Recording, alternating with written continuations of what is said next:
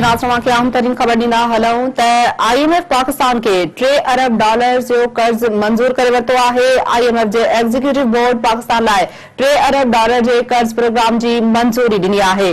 Breaking news सां share कयूं पिया। IMF मूजिबि $1 अरब $20 करोड़ जी किस्त फौरी तौर जारी कई वेंदी।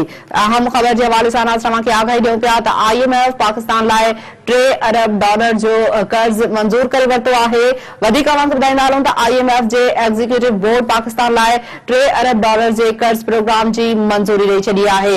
IMF मूजिबि $1 अरब $20 करोड़ जी किस्त फौरी तौर जारी कई वेंदी। खे अहम ख़बर जे हवाले सां अपडेट कंदा हलूं त IMF पाकिस्तान लाइ $3 अरब जो कर्ज मंजूर करे वरितो आहे।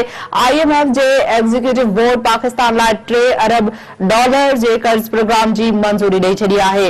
वधीक इहो बि आगाह कयूं त IMF मूजिबि $1 अरब $20 करोड़ जी किस्त फौरी तौर जारी कई वेंदी। ब्रेकिंग न्यूज़ सां शेयर करे रहिया आहियूं। IMF पाकिस्तान लाइ $3 अरब जो कर्ज मंजूर करे वरितो आहे। IMF जे एग्जीक्यूटिव बोर्ड पाकिस्तान लाइ $3 अरब जे कर्ज प्रोग्राम जी मंजूरी ॾिनी आहे। ॿुधायूं पिया IMF मूजिबि $1 अरब $20 करोड़ जी किस्त फौरी तौर जारी कई वेंदी। अहम तरीन ख़बर नाज़िम सां शेयर करे रहिया आहियूं। IMF पाकिस्तान लाइ $3 अरब कर्ज जो मंजूर करे वरितो आहे। नाज़िम खे ॿुधायूं पिया IMF जे एग्जीक्यूटिव बोर्ड पाकिस्तान लाइ $3 अरब जे कर्ज प्रोग्राम जी मंजूरी ॾिनी आहे। IMF मूजिबि $1 अरब $20 करोड़ जी किस्त बि फौरी तौर जारी कई वेंदी।